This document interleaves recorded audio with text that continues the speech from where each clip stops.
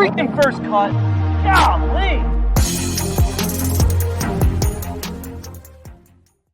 Oh, welcome to the First Cut Podcast. I'm Rick Gaiman, and this is our Zurich Classic preview. It's news, it's storylines, and we've got a special guest. More on that in just a second. But let me bring in the usual cast of characters. That right there is Mark Immelman. Hey, Mark. Hey, guys. How have we been doing? I haven't gotten to commune with you a lot over the last little while between the Masters and some college golf and such, but it's good to be back. It's good to have you back. That right there is Kyle Porter. KP, how's it going? I'm good. We were just talking off air. Mark was talking about how easy it is to win wine. Everybody has seen our wine wagers. I would like to make it known that Mark has yet to win wine off of me, mostly because I haven't agreed to a bet. But I just wanted to get that out there just for posterity. And Mark is 3-0 against the rest of us. He's never lost a wine wager. And joining us today, very excited about this, it's Dottie Pepper. Dottie, welcome. Thank you for your time. Thanks, you guys. You know, you can't win unless you play. So let's get with it. Yeah. Huh. And by the way, Dottie's 3-0 in wine wagers against me, so I'm way down in this. Yeah. Wow, the true wine wager champion is with us. That is absolutely awesome. Dottie, I know you are very busy. You probably have a lot of stuff going on, but something caught my eye. You are actually, in the midst of everything else that you do, you have written a book, and it is called Letters to a Future Champion, My Time with Mr. Pulver, which begs the question. I know the answer to this because I don't ask questions I don't know the answers to. Who is Mr. Pulver? Well, very good question. Mr. Pulver was my beloved PGA professional. And I came into his life very late in his life. We started working together when he was 81, shortly after his wife had passed, retired professional.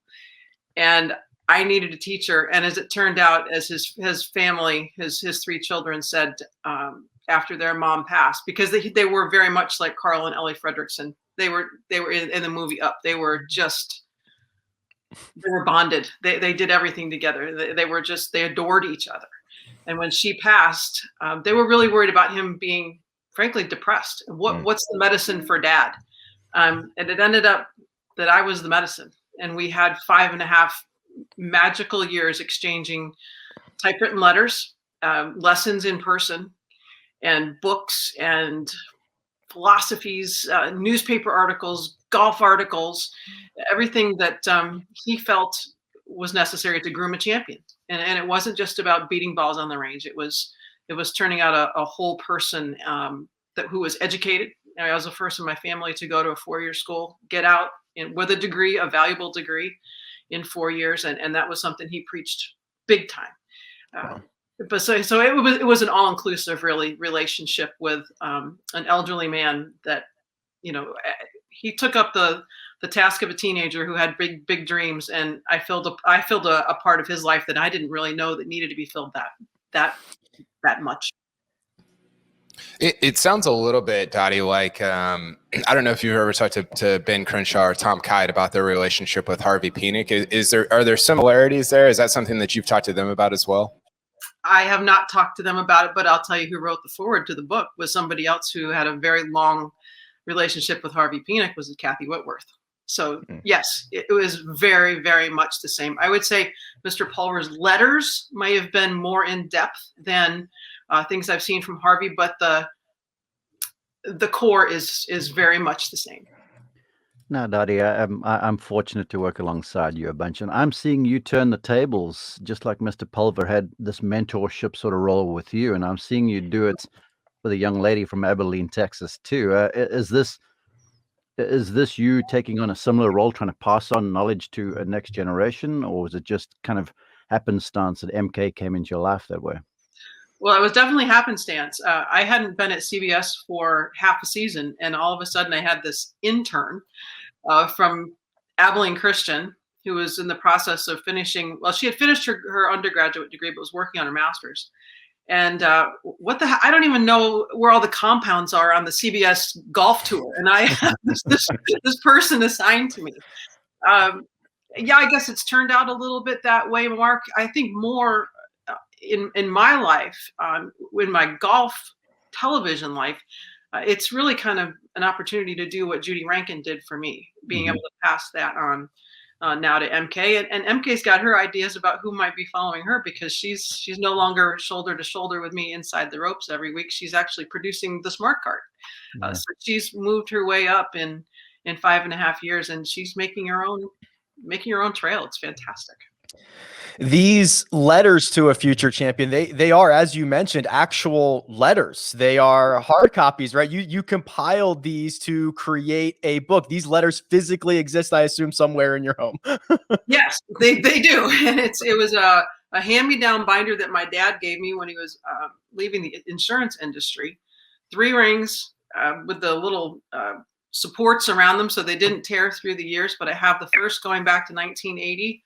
And he passed in early 1986. So I have every letter that he wrote to me, and they literally cover everything from the basics of a good grip to hitting bunker shots, to understanding the difference that agronomy made and how people putt, how their technique changed because agronomy changed.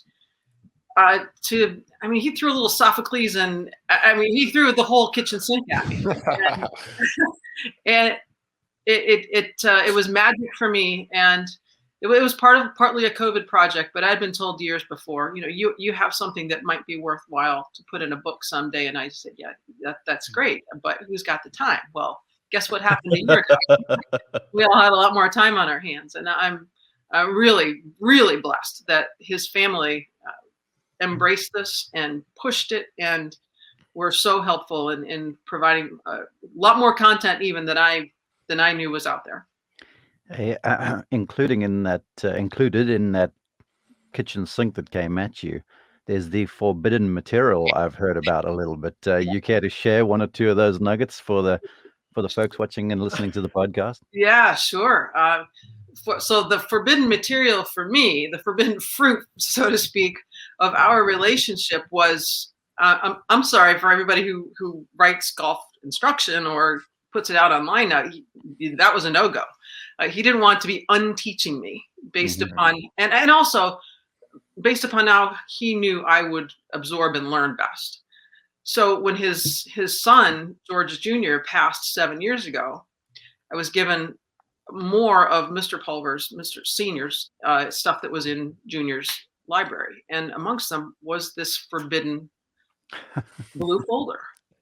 And it was exactly when I finally opened it up 30 some odd years later, that was a year ago to just about this time, it was exactly what I thought was going to be in there. And it was going back to 1966, articles that he agreed with or didn't agree with. So, he continued to educate himself. But what I was not prepared to find was in that same beat up folder with every letter I wrote to him over that same time. Wow. And just the flood that afternoon. My husband wasn't even home to kind of go, get me more Kleenex. It was pretty powerful. What I appreciated about when you told me about that stuff a little bit, Dottie, was some of the things that he highlighted in books way back in the day. These are things now that are proliferating a little bit in the golf instructional industry. And I've always sort of maintained there's nothing really new under the sun. But Mr. Pulver had a handle on this stuff like way back in the day, before the guys with their YouTubes and their swing cameras and all sorts of stuff, and their swing catalyst machines and all this stuff came up with these theories and such. That's exactly right. He was a firm fundamentalist, and that has not changed in the entire time the golf's been on the planet. You have to deliver a square strike with some speed, right? That's pretty, and you got to be able to repeat it. You have to have good pace with your putts. That sets the whole base for freeing up the rest of it. He just preached that, and to a 15-year-old, it may have sounded a little bit boring, but I knew he was right, and he's still right. And I think if we just go back and remind ourselves that we're using today's technology to really, if we're doing golf right, we're just going to deliver it in the manner that we have at our disposal now, but the core of it hasn't changed a bit.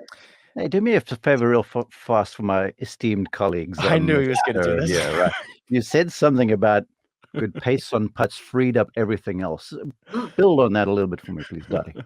I'm going to ask a backstory about this, but he firmly believed that if you could control speed on long putts, you could eliminate mistakes. And what are we really trying to do? We're trying to play cleaner golf. Mm-hmm. So it would free up a bunker shot. It would free up a difficult chip. It would free up a simple chip. Maybe I'm trying to hole it because I know my speed is so good. I'm going to make that putt. But he really believed that long putting pace was paramount to good scoring. And then also that pace is always over line. And if you remember those two things and work really hard on your speed of your putting, it essentially makes the hole much bigger. It frees your mind, but it makes the hole physically much bigger because, Mark, as you know, if you take 3 balls and hover them over the hole with perfect speed, all 3 can go in. We don't have to be that perfect. And that was another thing that he really stressed was try not to make yourself feel like you have to be perfect. I didn't listen for much of that, but that's what he preached. Yeah, I was going to ask if Mr. Pulver had any thoughts about strokes gain metrics, but I was just kidding. That's like we have a constant. I think a lot of ShotLink would have driven him crazy. What I know he would have loved were the pressure plate stuff. So you could really understand where weight was because he was so big on having a good setup and the transition and how you're making sure that your lower body connected to the ground is your power source. He would have loved that. That's really cool. I love it. It is called Letters to a Future Champion, My Time with Mr. Pulver. It's available now, right, Dottie? And I saw some of the reviews for this. Nora O'Donnell had great things to say about this. I watch her on TV. That's awesome. How about that? And you know what? She watches a lot of CBS golf too, by the way. I know she does. Absolutely awesome. It's out now. And before we get you out of here, Dottie, I wanted to talk about the Masters. Obviously, our crown jewel in our game, watching Hideki Matsuyama impress in the way he did. You know, we only get one perspective of it, or I only get one perspective of it through the television. You have quite a different perspective of it, and I wanted to kind of pick your brain about what you saw down there in Augusta, Georgia. Well, it's more that not so much that I saw, because I do have this amazing theater in front of me. I'm walking with the players, but it's also, I think, more my job being that one person on the ground is to let people feel and smell and hear. As you know, like when the weather changes, it can smell different. Humidity came in, golf course smelled different. Everything was different Friday afternoon than it was on Thursday and Saturday when the wind really came up, when that front was coming in and the thunderstorms rolled in, you could hear the wind in the trees, but you couldn't necessarily pick up all that on the microphone. So that's the stuff that I love, being on the ground and being able to call so much live golf there, but trying to get the viewers to understand that this is not a static situation. It is very much alive. Yeah, that's real quick. That's a great point, because I'll never forget. Like, we have all these memories of like life and everything. I'll never forget the smell when Spieth hit 2 in the water on 12. I'm not kidding. Like, no. I'll never forget watching it. But I was with Kevin Van Valkenburg of ESPN. We're standing there on Amen Corner on 12, and the smell of it was like, that's what I wrote about, because it's so weirdly distinct. I've never smelled anything like that before, which I sound like I'm like, you guys should kick me off this podcast, like I'm a crazy person. No, you are all in. Yeah, you're right.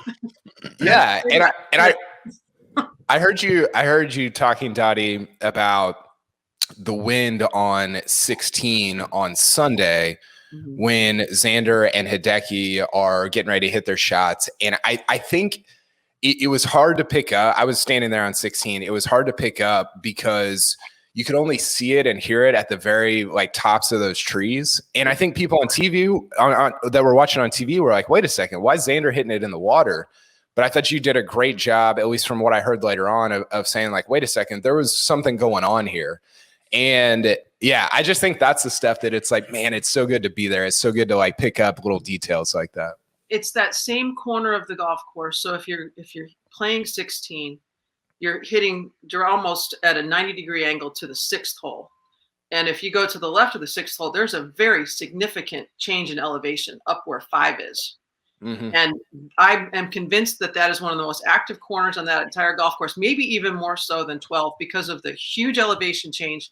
And there's 2 holes in there that run perpendicular. Nothing is the same. You think you got it figured out one place and it's completely different. It's the same place. Even in November, when the wind came up a little tiny bit, it was that part of the golf course that it seemed to baffle the players most. Yeah. And Mark, I don't even think we've had a chance to debrief since you got back from Augusta. And I tried to take some inspiration from you, my friend. You know how we do this on Sunday. A guy's got a big lead and we say, there's no drama. I tried to say, no, you know what? Mark told me the coronation of a deserved champion is all the drama we need. So I tried to embrace that on Sunday as I watched Hideki eventually don the green jacket. But you're right. But to Dottie's point too, there's nothing guaranteed. We've seen leads spilled there through the years. Remember Kenny Perry, 2 shots up with 2 holes to play, ended up not winning. And this has happened in the past. Tiger. Tiger, exactly. When Jack Nicklaus came back in '86, Seve, and there were a number of guys in contention, and they all sort of fell foul to the final few holes there. And for me, the Masters is always different. Usually I'm on the course like Dottie is, but, I'm holed up in a studio bigger than this now with a new content center, which is out of this world. Crazy. Insane. Oh, my gosh. And so we've got multiple monitors around there, and I'm calling 11, 12, and 13. And it's a luxury for me because normally when I'm on the course, I get to experience what Dottie is talking about. So you come at it from that angle. When all of a sudden it's just a monitor and a computer, one's mindset changes instantaneously. But still, to that, I think the Masters was spectacular. Even though Hideki had the big lead, you knew something was likely. And I got to tell you, and Dottie, I want you to chime in. The amount of pressure that Hideki Matsuyama was playing with on his shoulders. I mean, I don't think anyone could fathom that. What say you? I completely agree. And it wasn't just that tournament. It's every tournament this guy ended up in. I do have a philosophy, though, or a thinking that perhaps because of COVID and there are not as many people of the Japanese media on site, I think it made it just an ounce easier for him because there were less questions, maybe a little less of a spotlight on him, but that's a very little bit. Mark, I'm interested to hear your take. You mentioned, 86 and things that happened down the stretch. When he hit the ball in the water at 15, all I could think of was Seve. Seve went in the front pond, but there was so much that was the same. It was, and at that stage, Xander's making a bit of a run, and I was watching this entire thing. I was like, this could turn on its head in the space of about 45 minutes, because it's not just, well, it is just the total on the scorecard. That's what it's all about, but it's all about momentum and runs and fallbacks, and that golf course, to me, just sets up so beautifully to how it flows and how it allows drama and anticipation and like this crescendo through holes like 15, 16, 17, where you were. But yeah, when he hit it in that water, because there are a few shots coming down the stretches, that you've got to get by. It's the second or the third on 15. You've got to get past 13, hopefully with birdie, and then you just try and keep it in the fairway on 17, 18, and you should be okay. But when he flushes this, I think it was 4-iron, I think you called through the back of the green. I was like, oh my goodness, because from there, I think the second shot was easier than the fourth shot that was upcoming, right? No question. Yeah, it was. I was curious if so the thing that I felt, and I'm curious if you felt this as well, Dottie, was there's always this, like, when things get tense on Sunday, there's always this kind of like murmur or this buzz that kind of wafts through the people there. Mm-hmm. And I only felt that for like a minute on Sunday, like literally 1 minute. And it was the walk from 15 to 16 where people are kind of like gathering into this like, parade toward the end of the tournament. And that was the only time you felt it. And then it went away right away when Xander hit the ball into the water. But was that something that you felt as well when you were out there? Yeah, it only took one swing to dispel all of that. Darn it. but I think too, part of it was the lack of the build out because of COVID. So normally you would have, the patron viewing areas to the left of 15, and there would be equally to the right, and that's where a lot of people gather. And the murmur, people just talking to each other, they're stacked up on top of each other, and that's a natural place to just chat and kind of look at that big board and see what's happening. That wasn't there. So maybe it came and went faster, but I completely agree with you. Walking from 15 to 16, it's like, oh, this is a whole new ballgame. And Zalatoris was still running up front. He hadn't completely finished yet. Yeah. Special stuff. Dottie, before we get you out of here, I can't believe it. We're already less than a month out from Kiowa, which is crazy to think about. Has the preparation already begun for the PGA Championship? I am at a semi-distinct advantage there because I had a house at Kiowa. I had a little condo there for a short bit, and I played a Shell's Wonderful World of Golf there. So I've been stuck in those dunes. I can tell you how bad they are. I've made a run of birdies going out, and I've paid the price coming in when the weather can turn and make that run from 15, 16, 17, 18 coming in as tough of any stretch that you can possibly have, and penal. One swing and you're done. So part of it is homework preparation that's already emblazoned in my mind from having been there. But part of it is I'm just anxious to see how the PGA is going to set this up. Will they move things out further? Will they try to get it firmer and faster? Will Mother Nature cooperate? This is really the first time we're going to get that great new May date at a place that's okay with that. Because remember, Bethpage was a little tough. It was cold. It was really raw at the beginning of the week. I think we're now going to get what the PGA of America was looking for when they did make this date. That is awesome. We are absolutely stoked for it. We're going to leave it there for now. Dottie did have an extended conversation with Mark on his podcast. That is called On the Mark. You can find that anywhere you get your podcasts. And her new book is Letters to a Future Champion, My Time with Mr. Pulver. Dottie, thank you so much for joining us. We really appreciate it. Thanks, you guys. This was a blast. And we're back. The NFL draft is quickly approaching, and there's no better audio outlet than the Pick Six podcast for your daily dose of draft coverage. Join Will Brinson and a team of draft experts for the latest mocks, prospect rankings, player interviews, tips on how to gamble on the draft, and much more. From Trevor Lawrence to Mr. Irrelevant, Pick Six Pod, it will provide a comprehensive breakdown of the 2021 NFL draft. So follow the always daily Pick Six podcast on Apple Podcasts, Spotify, Stitcher, Google Podcasts, and wherever else podcasts are found. All right, gentlemen, we got some news from the PGA Tour. They are reportedly starting a player impact program. Eamon Lynch of Golf Week lets us know that this is a pool of $40 million for players that are, quote, deemed to add the most value, with $8 million going to the player deemed to add the most value. Now, KP, I can roll through some of the criteria, some of the calculations, some of the algorithms that are going to go into how the tour is going to determine the most valuable player, because they are not necessarily golf related, my friend. Well, there's a lot to talk about here. I don't know where to even start. But the place to start is the $40 million should just go to Tiger for the next 10 years. No algorithm needed, Euro. Just give him $400 million. Thanks for all. And players say that. It's not just me. You hear players. I think Koepka was the one quoted that was like, Tiger should always be number one. Well, he should always be 1 through 10. Because he's the one that generated all this money, right?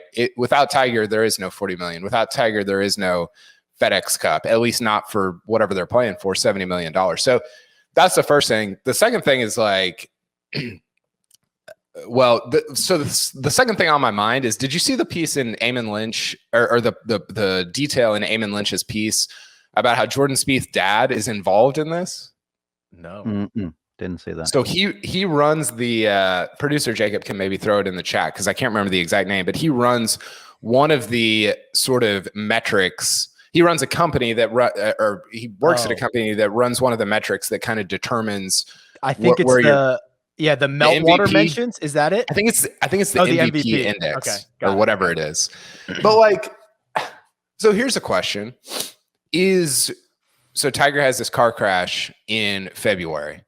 So part of the thing is like Google search, Q rating, all these different things. Are players going to like get highly ranked on this based on non-golf things? Does that even matter? Does it matter that it's non-golf? Try to step outside of this for a second and think about how insane it is that we're just giving away $40 million based on the factors that are listed. I'm going to list those factors. It's crazy. Yeah, go ahead. I'm going to list them in a second, but Mark, let's bring you in on this because this is, to me, a couple of things. I think this is a little bit of a defense against future PGL attempts, right? Mm-hmm. Tours that have come in and said, hey, we're going to guarantee money. There's going to be a lot more money for top players. You don't have to worry about whether you make the cut, blah, blah, blah, all that stuff. A little bit more of a defense against that. And maybe as we get into some of these metrics, there might be an incentive for players to engage in social media more often, things like that.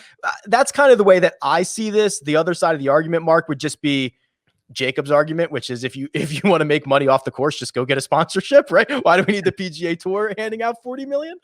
Well, I guess the ugly truth of it all is these guys make infinitely more money off the course than what they do on the course, even though these purses week in and week out are astronomical. And with all this being said, I'm always going to divert back to the fact that the PGA Tour is a members organization, and without the members, it doesn't really exist. Now, I thought Commissioner Monahan and his lieutenants did an awfully good job dealing with the PGL and whatever this thing was called a few years ago, because at one stage it was all a buzz and like, well, who's moving on? And then I remember Rory standing up resolute saying, I'm not going anywhere. I'm a PGA Tour guy. And that was awfully corporate of him, and it was a leadership role he adopted. But I have to believe that somewhere behind the scenes, somewhere in Ponte Vedra, someone was saying to Tiger, the real needle movers and such, they're like, we need you to be with us. You're a member here, and I understand that it's lucrative and whatever to go elsewhere, even though it's unproven and it's untested. And so maybe it's a response to that. But here's the thing. You got to pay your folks. Now, they got lots and lots of money, but still, the PGA Tour, if you watch a PGA Tour promo or an ad or a commercial or whatever, they're advertising their guys. That's what they do. And you can advertise the 17th green at the Players' Championship or whatever the case might be, but it's the players that are moving the needle, and it's the players that are bringing the fans, and the players, like you point out, Rick, is with them engaging on social media, it's drawing attention to the PGA Tour. So anything that's bringing attention to the PGA Tour emboldens and beefs up the tour's position when it comes to securing sponsorship for future events and the future of the PGA Tour. So I think really, if you're looking at it from the 36,000 foot view, it's a small price to pay for what's going to be a long-term initiative and keeping these players, happy and competing. Yeah, and in the tour's defense, so we always do the thing where we're like, hey, 6 guys matter, and then we try to like figure out who those 6 guys are. This is that's what the tour did here. Like, they're trying to figure out who those 6 guys are and pay them, right? And this is something that's very easy to make fun of because it's like this 21st century algorithm related thing. And there's probably going to be moments where we do make fun of it because it's such low hanging fruit. But also, like, this is probably what you should be doing if you're the tour, because not only do you have the PGL threat, which Luke Elvey, who works at CBS Sports, threw a tweet out there 2 weeks ago and said, hey, this is still a thing. And it's like, okay, well, I don't know. I haven't heard that from anybody. If it's not the PGL, it'll be something else. It'll be something else in the future. Right. And that's what I was going to say. What else happened this week, right? The European Super League, the soccer thing. And this felt very timely, not even necessarily based on the PGL, but based on that. Because it's the exact, if you read through the soccer stuff, football, whatever, I don't whatever we're calling it, it's the exact same thing. 15 teams matter. Mm-hmm. That's it. And they're trying to get paid. Now, you remove, I think, some of the it becomes more sterile. It becomes more just like there's not as much depth and grittiness to like having a super league on the golf side or the soccer side. But that's a different conversation. The point is that like the tour recognizes what's happening in soccer, saw the PGL and was like, well, we kind of have to do this. And we feel like this is the best way forward, even though, again, like I don't know if we need like meltwater mentions to be handing out millions of dollars. Well, if you get really granular about this too, you know, there's a huge trickle down effect that will go on from this too, because the tour is essentially the umbrella now for so many tours around the world, and you think of Latino America and PGA Tour China and the Mackenzie Tour and all these sorts of things. So if the PGA is strong financially, which means corporate involvement, then there's the trickle down to all of these smaller leagues. And the smaller leagues, if you are truthful, and everyone says that the tour is, and I get to work there some, and they really are, about continuing to grow and develop the game and make charitable contributions all over the place, you need money to be able to do that. And again, their vehicle, their horses are whoever these 8-10 number of guys are, because they're moving the needle. And as long as TV ratings are up, you know, TV contracts extend, and that's a huge source of funds. And of course, then you've got to keep sponsors happy. And let's be real, you know, with respect to Scott Stallings, I'll use your observation. My boy. Now. Yeah, your boy. With respect to Scott and a number of these players who are good players, you know, when Tiger is in a field, it's a different event. You could have asked Dottie this when she was on the show. You guys have been to events. When Tiger plays, it's just different. There's an excitement, there's a buzz, there's added television viewership, and so this is very important to the bottom line, which then will trickle down to other leagues. Here's the criteria. These five or six things. So, number one, this is kind of disputed. The position on the season-ending FedEx Cup points. That was originally in the Eamon Lynch Golf Week article, but apparently the tour tells Golf Week that will not be used as a metric. So that on-course metric will not be used. Number two, the popularity in Google search. Number three, their Nielsen brand exposure rating, which places a value on the exposure a player delivers to sponsors through the minutes they are featured on broadcasts. Okay. Mm-hmm. Their Q rating, which measures their familiarity and appeal of a player's brand. Their MVP index rating, that's Jordan Spieth's dad's thing, which calibrates the value of the engagement a player drives across social and digital channels. And then finally, their meltwater mentions, or the frequency with which a player generates coverage across a range of media platforms. KP, I have a lot of questions. Let me just throw out a couple of them here to begin with. Do we have something to distinguish positive and negative interactions? We know that the internet hates a lot of things, and not every comment about a player on the PGA Tour might be positive. Does that matter? What happens in Google search for a guy like Adam Scott? There's a very popular actor named Adam Scott. Does golfer Adam Scott get credit for actor Adam Scott's Google searches? Like, that might be good. I don't know. I'm hoping the algorithm down at PGA Tour headquarters has factored this stuff in. Yeah, I think that, like, you know, I think we're sort of. I mean, it sounds like what you would write if you're writing a parody of this, right? Have you seen what's the Silicon Valley? Is that the name of the show?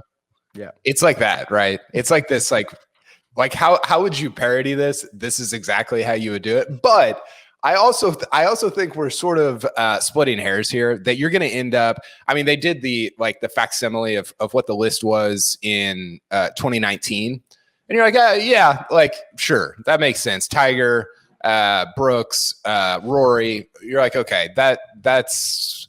You can maybe re-rank them based on what they did in a certain season, based on how many people they drew in, or if they thrived at a certain major, but you're kind of just coming up with the same 10 guys in a different order. I think one interesting way to do it, because I think the guys on tour kind of get it, is just let the players vote. Just say, hey, just give us 10 guys that this money should go to. They made you more money, so why not vote on, you know? And you can't vote for yourself. That would be a less like, I guess you could still game that system, but it seems like it wouldn't be like some marketing director sitting in a corner office somewhere, like scheming up ways to figure out the internet or whatever. Hey, it seems weird. Rick, I can see Kyle feverishly with Jordan Spieth tweets trying to ramp these boys' numbers up.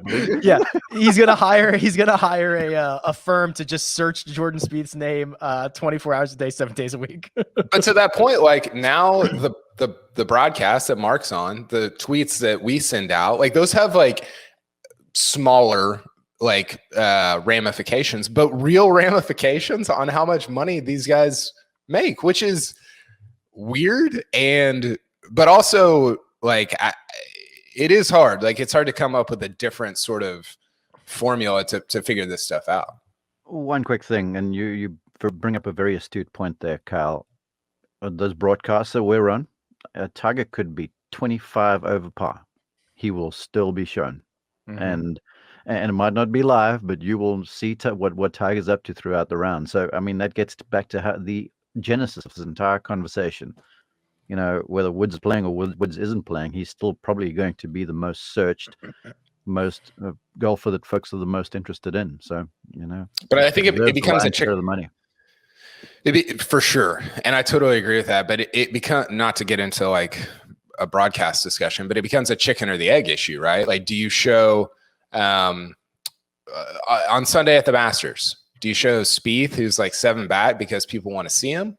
Or do you develop Will Zalatoris, who's 2 back, because it's part of the broadcast is kind of the gatekeeper to like what fans get to know or what fans learn to love, you know, like that's a little bit of like, wait a second, like, and not that the broadcast is going to necessarily change based on this $40 million pot, but I think it does raise some questions about like, I don't know. There's just, I feel like this got thrown out there and I'm like, well, I have a million questions and now I have 2 million. Like, I don't know.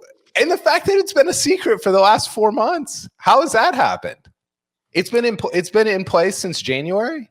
There's certain things that, and I've talked about this before, like the fining of the players. There's certain things that us, the public, just kind of really don't need to know. And why? And this is one of these. I mean, why don't you just reimburse the players if they're bringing notoriety to the tour? Why does general public have to know about this? But that's just me. I think there should be a leaderboard on the PGA Tour website with the current rankings and all that, sure. And they should gamify it. Like it should be awesome. What's happened? And then you're going to find, because if there's social media engagement or Google searches or whatever, there's going to be a bunch of folks like remember when ESPN had Titletown? Remember that contest?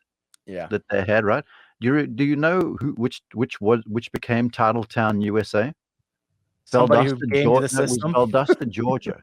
Okay. Who's got a high school team that has won the state championship football for many, many years.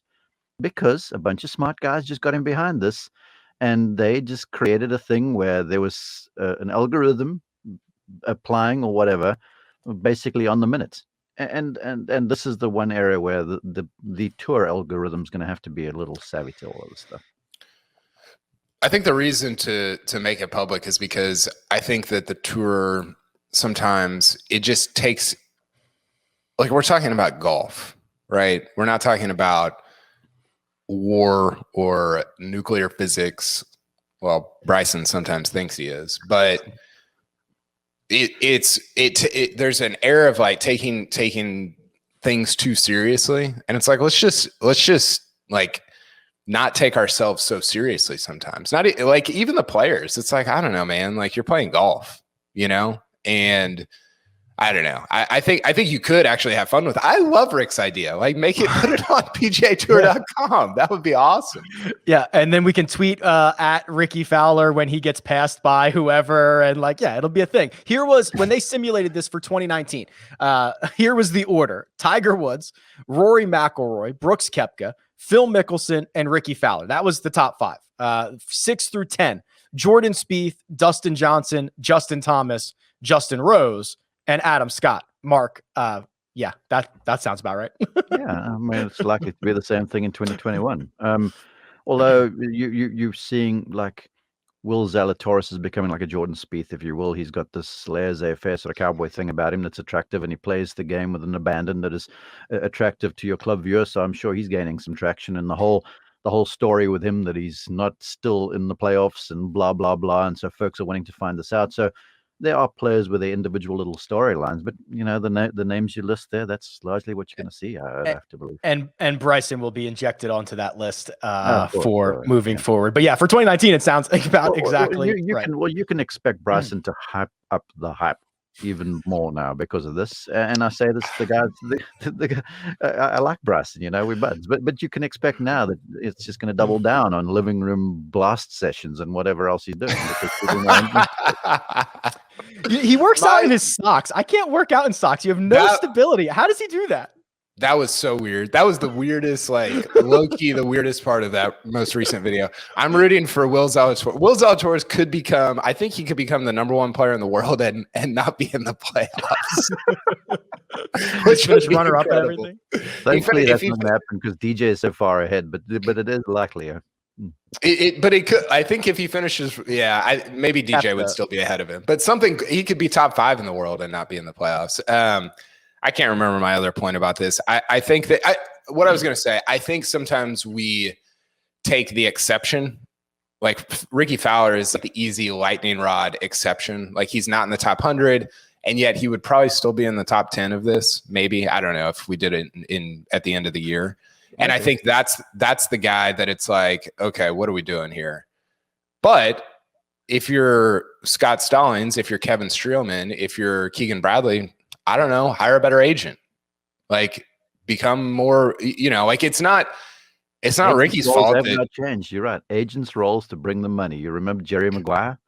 Their role suddenly is not just sales. Their role is now SEO. The search engine optimization stuff. Yeah. So it's not Ricky's fault that people love him.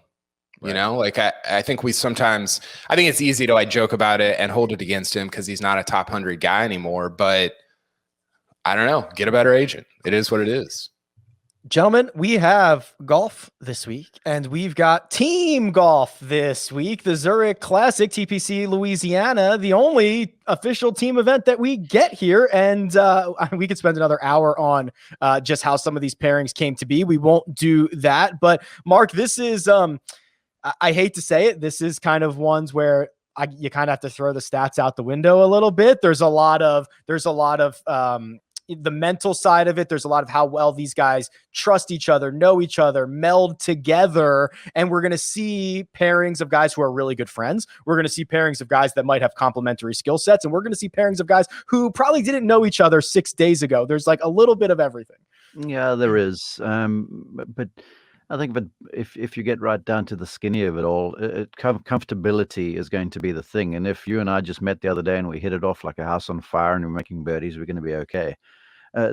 What makes this entire thing fascinating to me is the golf course lends itself. It's soft. We've had a lot of rain down there in New Orleans. To just a birdie fest. It's going to be a bonanza down there, but still you're going to have to hit quality shots coming down the stretch, and then with 2 of the 4 days being foursomes or alternate shots, that's where you bring in the whole strategy of the whole thing. So whether you're good buddies like the 2 South Africans, Louis and Charles, who've played tons of golf together, or whether you're brand new at each other, figuring out how alternate shot works and how you're going to set up this golf course, because the golf course does set up to where if you tee off on the odd holes, you're going to hit more. I've actually made the note here. You're going to hit 6 tee shots, more approach shots, and you're going to hit tee shots on 3 of the 4 par 3s. Where if you're on the evens, you hit the lion's share of the tee shots, fewer approach shots, and you hit more birdie putts if you hit greens in regulation. So it's going to be fascinating to see how players go about that thing. And the truth of it all, that's where comfortability comes in with alternate shots, because there's extra pressure because you've got a guy on your wing, and if you hit a bad one, it's sort of on you. But if you and I are good buds and I blast one into Kingdom Come and you're like, what are you doing, man? And then you laugh it off and you go, those sorts of teams to me in alternate shot do better. I'm glad you mentioned the format, Mark, because rounds 1 and 3, that's 4 ball. That's everybody plays their own ball, and each pair of golfers takes their best score for each hole. Rounds 2 and 4, that's foursomes, also known as alternate shot. And KP, that was actually a small tweak that the PGA Tour made. They used to end this. Round 4 used to be 4 ball, and you would see guys go out and shoot 60, 61 or whatever and try to win the golf tournament. Now it ends on foursomes, alternate shot, which I think is more interesting because I think, if your partner puts you kind of stymied somewhere, they've got to play out of it. It's for all the money on Sunday. I think there's a hair more drama in that. I think that's a good change to make. I do too. I think that's the right way to do it because, we've seen guys at President's Cup, at Ryder Cup, just get crazy in alternate shot. I think back to even Justin Rose and Stenson at Glen Eagles in 14, and you're like, these guys are going to shoot like a 63 on alternate shot, which is impossible. You can't do it. I think it's harder to make up ground in 4-ball because, what's the worst a team that's playing well is going to shoot? 64? Like the worst they're going to shoot 63. It's just very difficult, I think, to come from behind. I don't know if that's just my off the top take about it. I don't know if that's statistically true, but at least it seems it seems true based on what we've seen in past tournaments like this. Well, building on that, tournament record 4 balls is 60, which is 12 under there, and record alternate shot is 67. Yeah, 5 under. So to your point, there, it definitely is harder to put together a score alternate shot wise, and you are likely to see a little bit more volatility. But there's also just a pure logistical element to that too, and that alternate shot goes faster. You got 2 guys that are leapfrogging each other and playing 1 golf ball, and so essentially you got 2 sims out there, like they normally do on a weekend at a PGA Tour event, because the number of cuts is 33 teams and ties. So that's about 66, 70 players or so. Yep. So in terms of getting the thing in, television time, all that sort of thing, alternate shot is a whole lot better than 4 balls in play on a Sunday afternoon with a tournament on the line. Rick, what's your favorite team pairing? Favorite or like one I need to know more about? Both. Akshay and Scott Piercy. For sure. I gotta know how that came to be. My favorite. How do they even know each other? They can't. They don't. I don't know. Agents, random. I don't know. That to me is the one that I was like, this doesn't make any sense whatsoever. My favorite, like, if you could only let me watch one, would probably be Bubba and Scotty Scheffler, which this could go sideways or they might make a million birdies. I have no idea. And when you have to play alternate shot with Bubba, I don't know. He just thinks different out there. I think that would be a lot of fun to watch those guys. If you only watch people's feet, that would be an unreal pairing. If CBS this week was like, we're only fixating our cameras on people's feet, that would definitely be the one to watch. 2 others, one, Rocco Mediate and Woody Austin, combined age 115. Wow. Which is crazy. And then one that I really loved because it's a throwback to the title team, 2018, Oklahoma State, Chris Ventura and Victor Hovland. The all Norway one. There had to be something over there. If I was going to, I've got 2. I would probably go the most vanilla pairing in the entire field that could even win. Kevin Kisner and Scott Brown. No, I think Chris Kirk and Brendan Todd. I think they are going to be the dynamite together. And then I'm loving, and I'm so fighting with myself on one and done right now. I'm loving Billy Horschel and Sam Burns. Because the way this golf course sets up, Sam Burns can drive the thing on the even holes, and Billy can go ahead and hit putts and stuff. Those 2 are fascinating to me. If you're getting into the pure golf of it, not necessarily the personalities that are involved. Well, let's get into the pure golf of it. We're going to do a sleeper, a top 10, a pick to win as we normally do, and we've got to update our one and done. But let's start with our sleepers. And gentlemen, I'll go first here. I went pretty far down the board. I took Matthew NeSmith and Chase Seifert. Seifert's made 5 cuts in a row. He finished T3 at the Honda a couple of starts ago, and NeSmith is a top 10 approach player on the PGA Tour. I'm going to roll with those 2 for my sleeper. KP, who do you like? Yeah, I could hear some. Oh, I had. Who did I have? Well, go ahead, Mark. I got to pull it up. Well, my sleeper was Chris Kirk and Brendan Todd. No one's really going to be thinking about them, and they're the most comfortable group of all of them I looked at.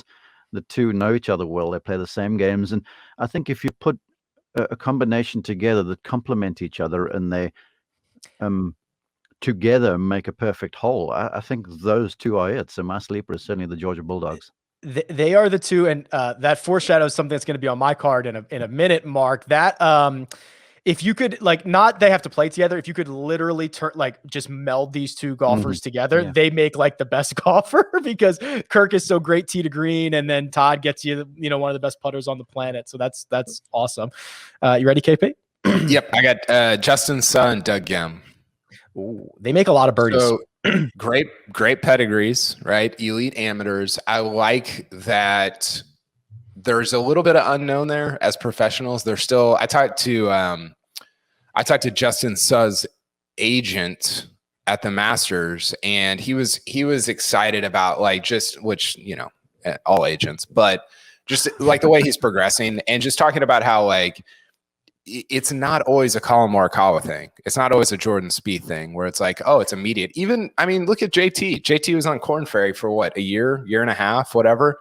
And I think that you're going to see somebody like a Justin Suh. Okay, maybe it takes 3 years, but then once he gets there, he's really good. So I'm excited about both him and Doug Gim, who played great at TPC Sawgrass for about 3.5 days. He certainly did. They still use JT as like their main marketing material down there on the Korn Ferry. I was just out there a couple days ago. He's on every banner, on everything. So yes, for sure. Was a grad. Okay, top 10. I went, Mark, with a very comfortable group. I went with the Max Homa, Taylor Gooch group. This is the group that I think Gooch is a better ball striker than people want to give him credit for. If you heard any of the remarks after Homa's win at Riviera, he attributed a lot of that to Gooch because they were in the final. They were playing together on Sunday, and he was like, Taylor was there to keep me calm, keep me not thinking about golf. We were just having a good time. Hopefully they'll be able to replicate that this week. I like that. And I got to tell you, Taylor Gooch is a hitter. I mean, that guy can seriously hit it. I'm going with the guys I've listed already. I just think Billy Horschel, who's won twice around here, Billy Horschel, who turned Scott Piercy into a superhero a couple of years ago for those two guys to win it, he's like the hype guy. And I think he's exactly what Sam Burns might need. And Billy's playing well. Sam Burns, we know, can play great. But the thing about Burns is he sort of has big variances in the game. And when he's on, he's downright unbeatable. And when he's off, it's a little wild. And I think when he's got, for 2 rounds, a guy that's pretty reliable from tee through green on his wing, I think that's really going to help out. And listen, he's a homeboy as well down there. So I think Horschel and Burns top 10 for me. Billy might take it out on himself a little bit, but he is always a hype man for whoever he is playing with. Hey, you know what? I actually had their group for the CBS coverage when he and Piercy won. And I remember at this stage, Piercy couldn't get a 3-foot putt into the cup, right? And they're standing there on 18 fairway, and I see the cameras are just trained on Piercy, who's now hitting the second shot. And now he's deciding whether he's going to lay up or go for it. And Billy's on his shoulder talking to him more than the caddy is. And Billy's like almost massaging him as if to say, dude, you got this. You can do this. You can do this. And then he lays up, Horschel hits it on the green. It turns out that Piercy had to make like 3 feet to win. And Billy was like stalking around the place, almost wanting to hit the putt for him. And it was exactly what Scott needed. And I think this is probably a good thing for Sam Burns too. Billy there's a lot going on. He only has one setting. It is like 150%. That's the setting. I would love to see him and I don't think he'll be on the Ryder Cup team, but him and Bryson together would be just complete insanity. Like it would be out of control. They've never hit a shot. I've got Cam Smith and Mark Leishman. I think that Cam Smith's obviously won here before. He won with Jonas Blix back in, I think, 17. Yep. They're not, if you look at their recent numbers, they're not great. Like over the last couple of months, they haven't been hitting it necessarily that well. But I think you can also look at Augusta. You can look at RBC Heritage and just the confidence that they bring in. And the history that they have playing on President's Cup team together. I don't know. It feels like I don't know if they should be the favorite. They're not the favorite. I think there's a world in which they could be the favorite, and you'd be like, yeah, that makes sense. May I add something here? And I'm going to concede to you guys. Alternate shot is a hitting contest. 4-ball is a putting contest. It always has been, always will be. So to that combination, they both, relatively sound ball strikers, but they can both putt, especially Cam Smith. And I think the two of them together around a place where he's obviously comfortable is a good idea. Cam Smith's short game has been just a joke over the last couple months. It's unbelievable.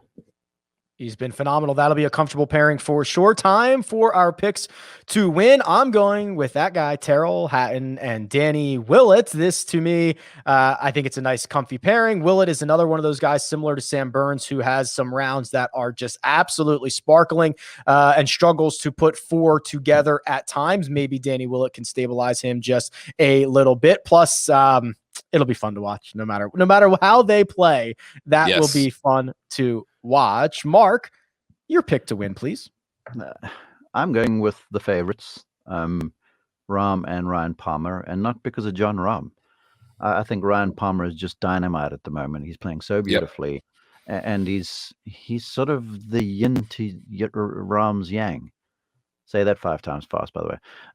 And I just think they're an awesome combination, and the way Ryan is playing, the piece he brings to that combination, I think, is going to be worthwhile. And they're coming back to a place where they're defending, and man, they played beautifully the last time together. So I'm going with the defending champs.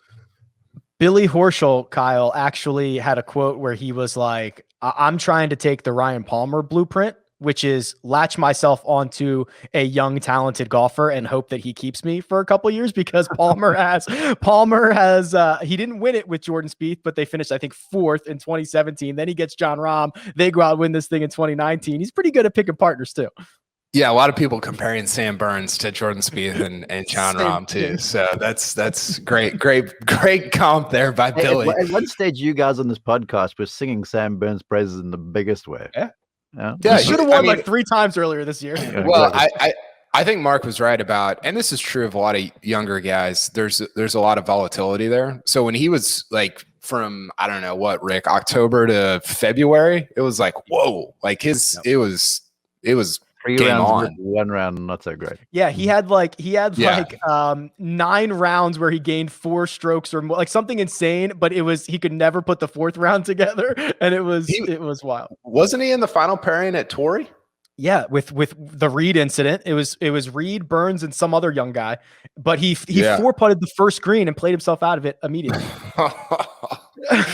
Okay, I've got Morikawa and Wolf, and this is like, oh, hey, newcomer, like, look what's going on. Wolf isn't playing well. Yes, I completely understand Matthew Wolf is not playing good golf, but I think the reason for that is I think he's struggling with some, like, this is very like armchair quarterback type stuff. I think he's struggling with the loneliness and the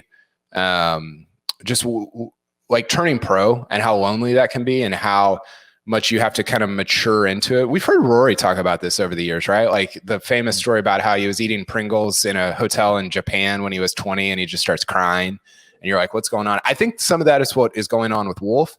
And I think the thing to kind of pull him back in is a team event. Like that's like, he loved that in college, playing at Oklahoma State, playing with all the guys. Like, I think this week will be good for him, like from a just human being standpoint. And so with that, I think could come great golf. And Morikawa is probably the best player in the field, him and Rahm. So I don't know. I think there's something there. I think we could see a really good version of Matthew Wolf this week. I don't think Colin Morikawa is going to be used to playing from some of the places Matthew Wolf might drive him. Just saying. Yeah, that's true. That's true. But we'll see.